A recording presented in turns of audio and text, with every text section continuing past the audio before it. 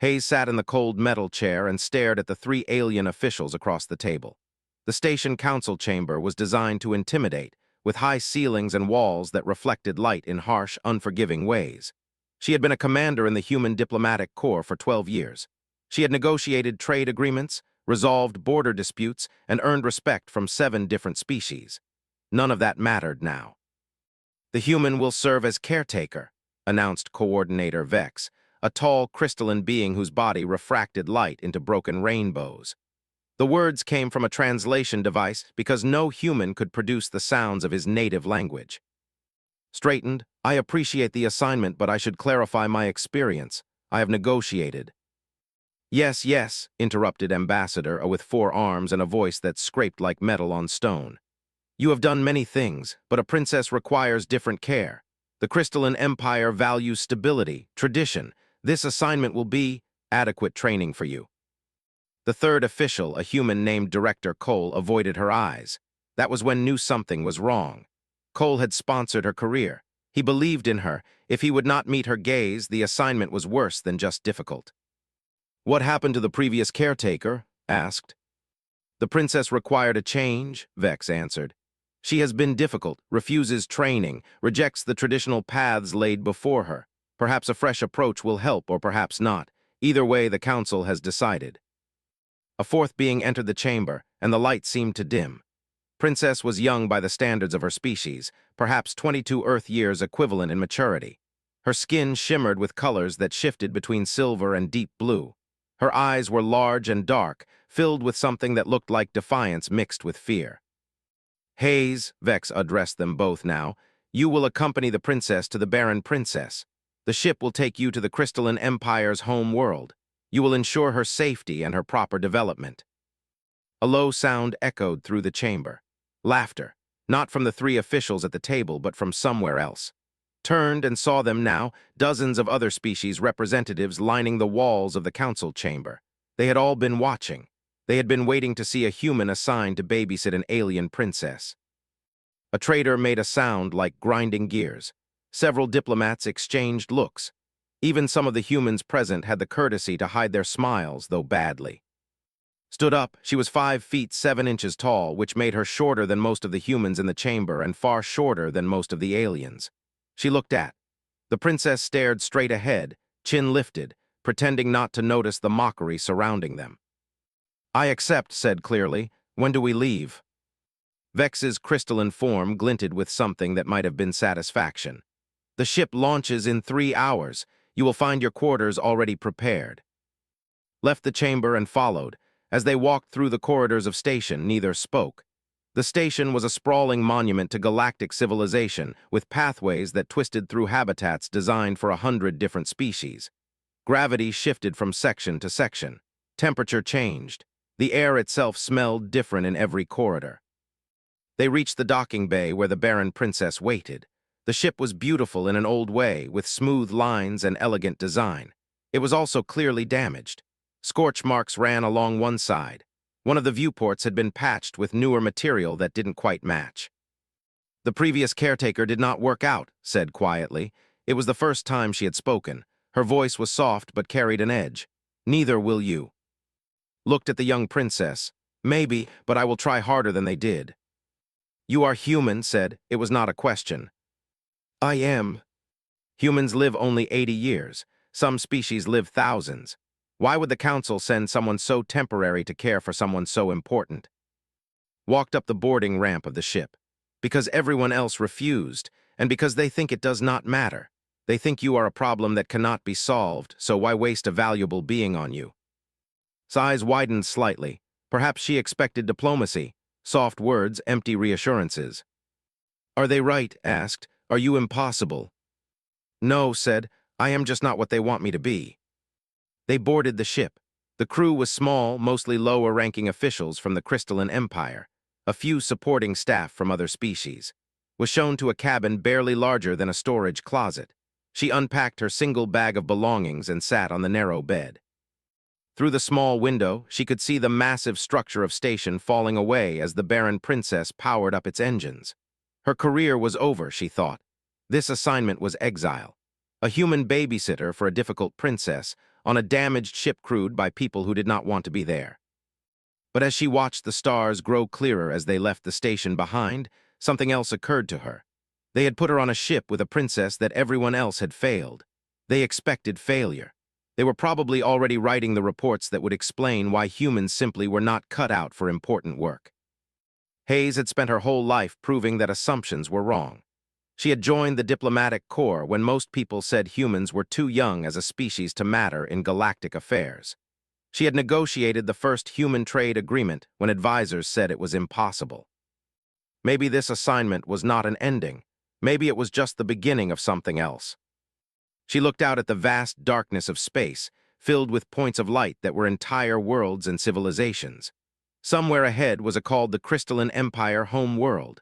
Somewhere on this ship was a princess that nobody knew what to do with. Closed her eyes and began to think. She thought about what she knew about the Crystalline Empire. She thought about what it meant to be a princess in a civilization that valued tradition above all else. She thought about what happens when someone cannot fit into the boxes others have built for them. By the time the ship had been in space for 2 hours, had already requested files on history, her education, her preferences, and her previous caretakers. By the time the ship had been in space for 3 hours, she had finished reading them. She understood now why the previous caretaker had quit.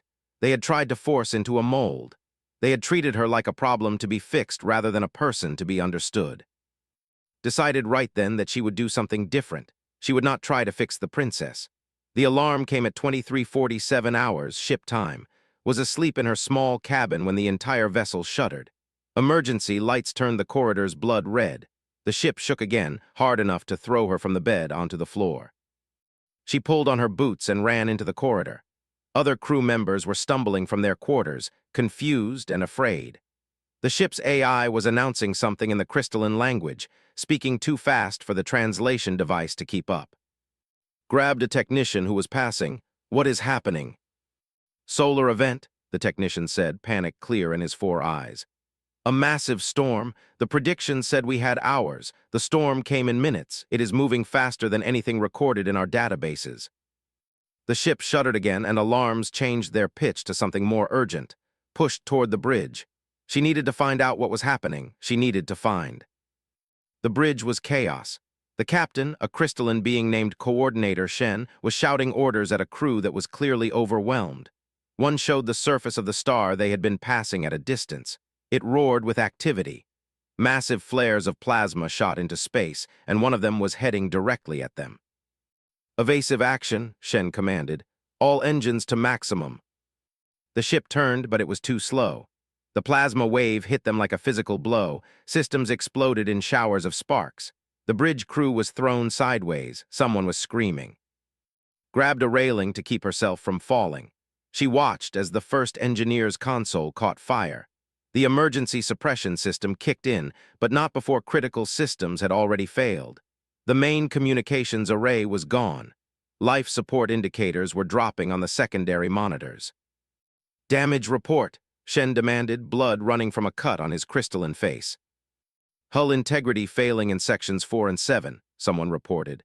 "Engines offline, navigation offline. Backup systems are failing faster than we can repair them. We are in a decaying orbit." "Orbit around what?" Shen demanded. 442b, the navigator answered. "It is the only planetary body close enough. The gravitational pull is going to bring us down whether we want to go or not." Understood what that meant.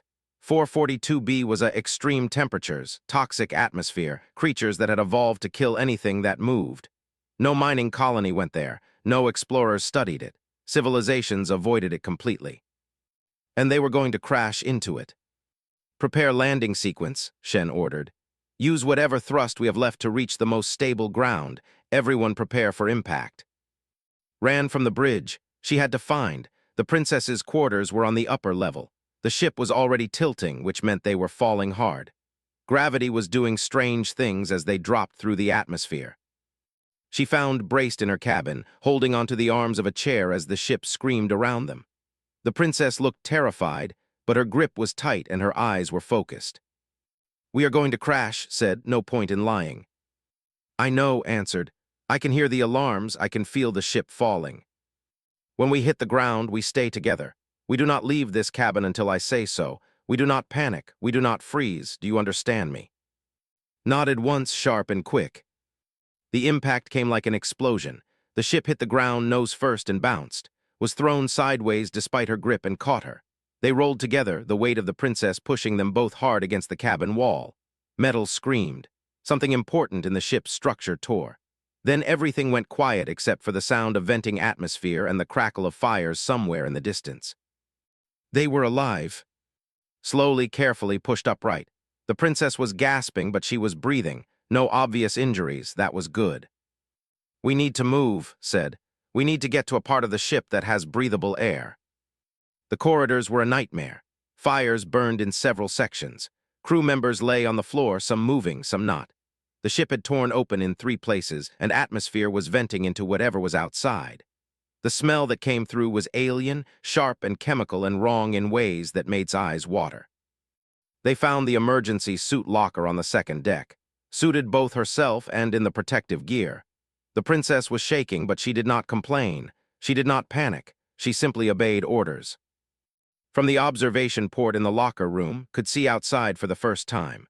The landscape was red and black, with rocks that looked like twisted metal and sand that seemed to glow faintly in the dim light of the distant star.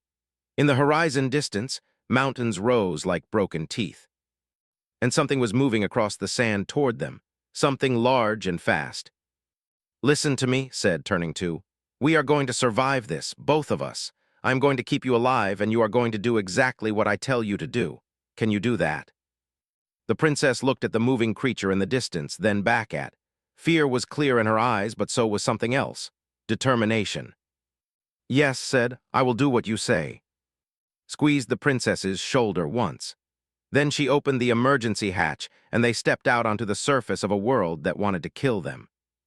The heat hit them like a wall. Even through the suit, could feel it trying to burn through the protective layers. The gravity was heavy, pulling at her bones, and that creature was getting closer. Did not hesitate. She grabbed his hand and ran toward the broken wreckage of the ship. They had to find shelter. They had to find supplies. They had to survive the night on a. It was, thought, either going to be the end of everything or the beginning of something nobody expected. She was betting on the second option. He would try to understand her. And maybe, just maybe, the rest would follow. 3 weeks into their survival on 442B, could start a fire without watching her. This was progress. On the first day, the princess did not even know what fire was for beyond the basic fact that it was warm. Now she understood its purpose for purifying water, cooking the strange fungal growths that grew around the underground cave system, and keeping the cold back when darkness fell across the. The survival shelter they had built was crude but effective. It sat at the entrance to a series of caves that went deep into the ground, where the temperature was more stable and the toxic air could not reach. They had sealed the opening with materials salvaged from the Barren princess, using the ship's panels as walls and insulation. Inside, they had stored supplies, water they had carefully purified, dried food from the ship's storage that was beginning to run low, tools they had fashioned from wreckage metal. Was crouched outside the shelter, examining a plant that had caught her attention. It was low to the ground, with thick leaves and a stem that seemed to contain something liquid. She had learned through careful testing that the liquid was drinkable, though it tasted bitter and strange. More water sources meant more survival time. Emerged from the shelter carrying 2 containers they had fashioned from broken ship parts. She had become efficient at her tasks. No wasted movement, no complaints.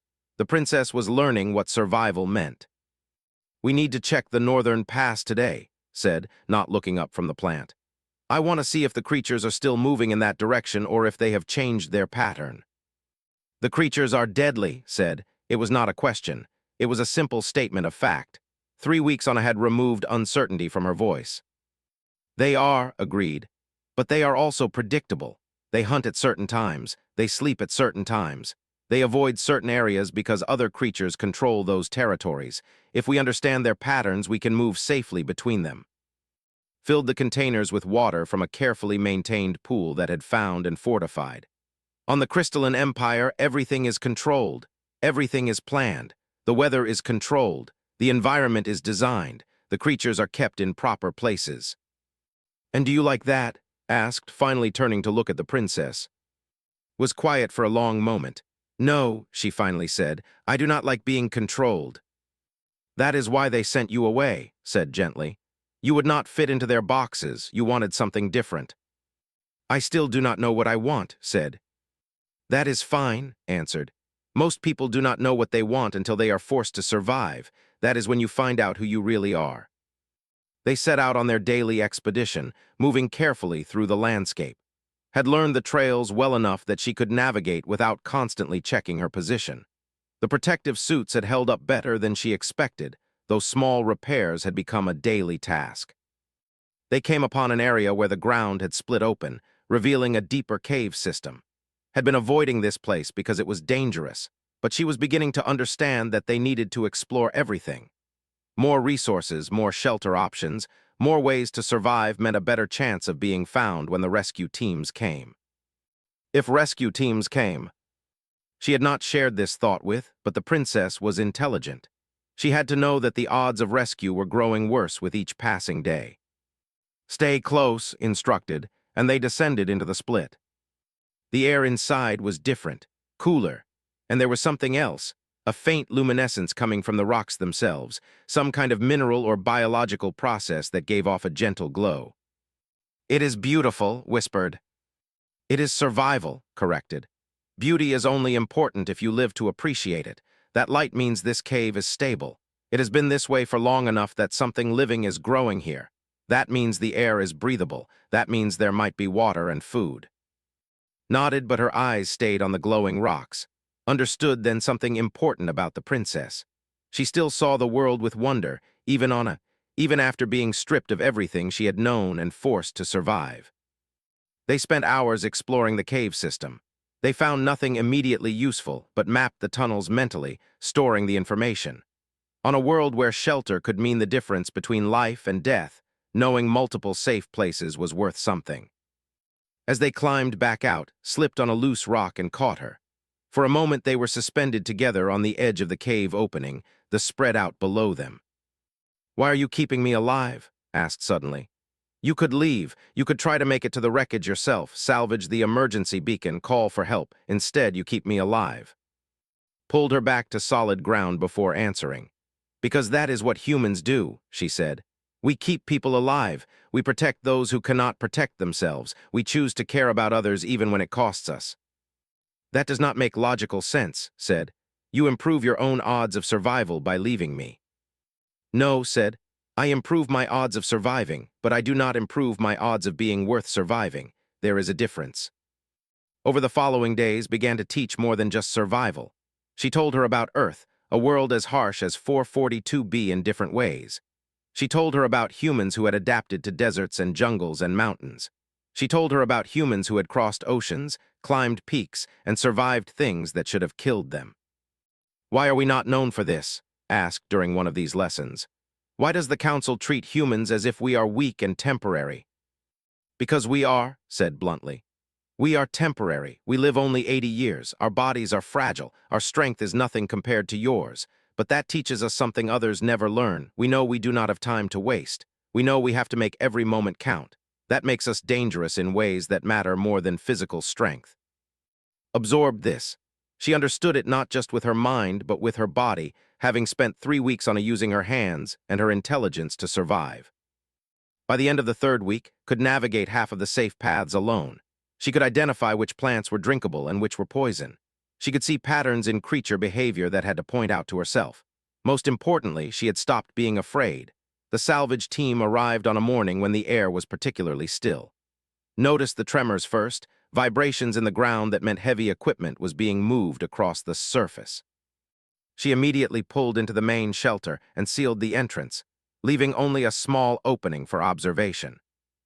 Through the gap, they watched as massive machines emerged from the horizon. 3 transport vessels, twice the size of the Barren princess, settled onto the red and black landscape with surprising gentleness. Workers began to deploy from the ships, wearing environmental suits far superior to the ones in war. The wreckage, said, understanding immediately. Yes, confirmed. The Barren princess is valuable salvage. The company that owns it is reclaiming the resources. They do not know we are here, said. No, agreed. We are not part of the inventory. What happened next had feared since they first crashed. The salvage crew, armed with industrial equipment, began dismantling the ship. They used cutting tools that burned through the hull with precision. They used cargo loaders to extract valuable components and load them onto transport sleds.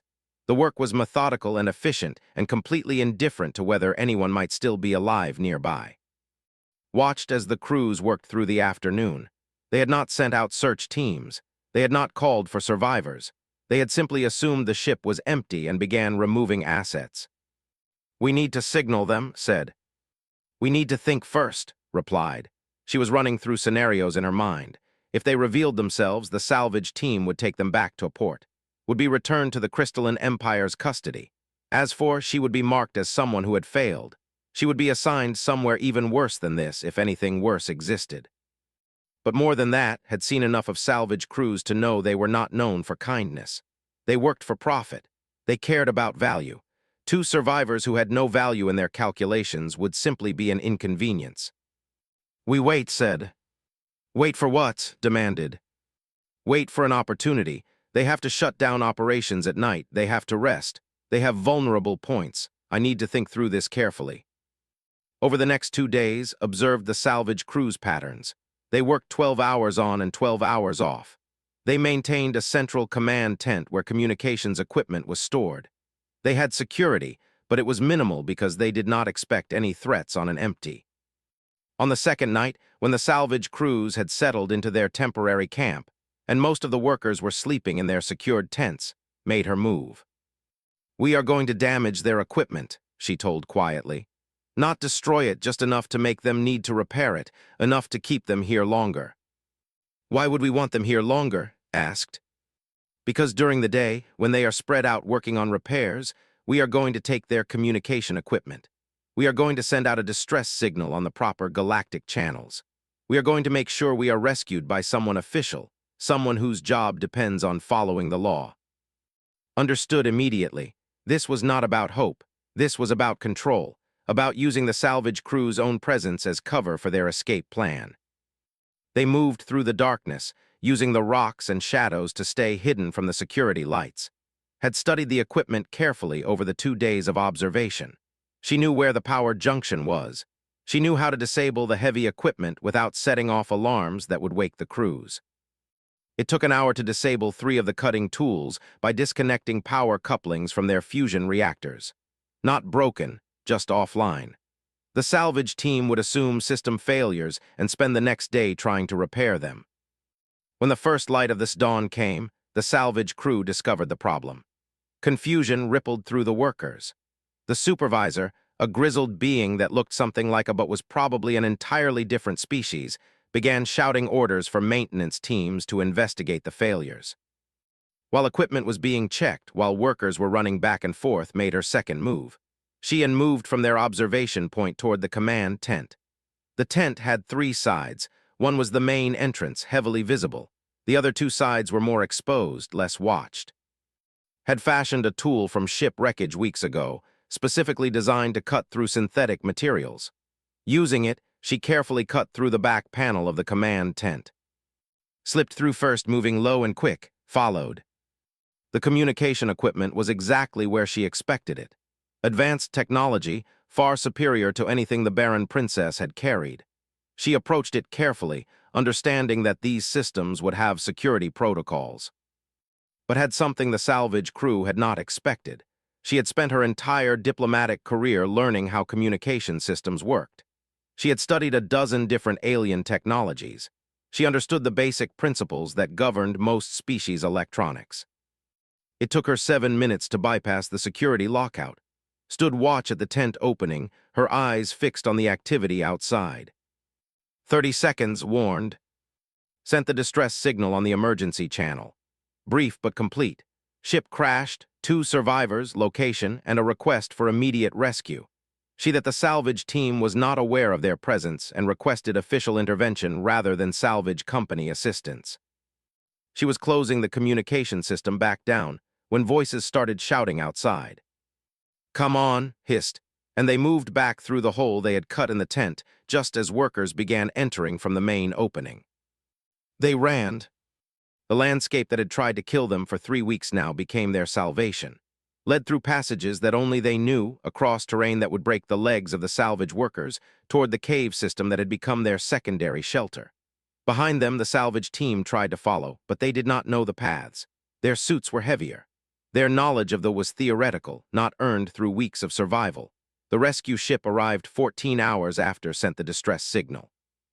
It was an official governmental vessel, not a salvage operation, and it came bearing the insignia of the Galactic Authority's Enforcement Division. The salvage team had already begun pulling out, their original objectives abandoned when it became clear that an official investigation was coming. And were brought aboard, decontaminated, and given real medical treatment for the first time in 3.5 weeks. Had injuries she did not even know about. Cuts and bruises had covered her body, and some of her ribs showed signs of stress fractures. Was treated for malnutrition and dehydration, though her young body had adapted to the hardship better than its older frame had. But within 3 days, they were healthy enough to stand, and within 5 days, they were on the journey back to station. The news had spread.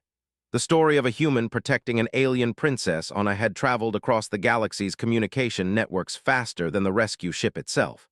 When they arrived at station, crowds of beings from 100 different species lined the corridors to watch them pass. Kept her eyes forward. She had never been comfortable with attention. What she was comfortable with was facts and duty and doing what needed to be done. However, had changed in ways that went beyond simple survival. The princess carried herself differently. She moved with a confidence that had not been there before.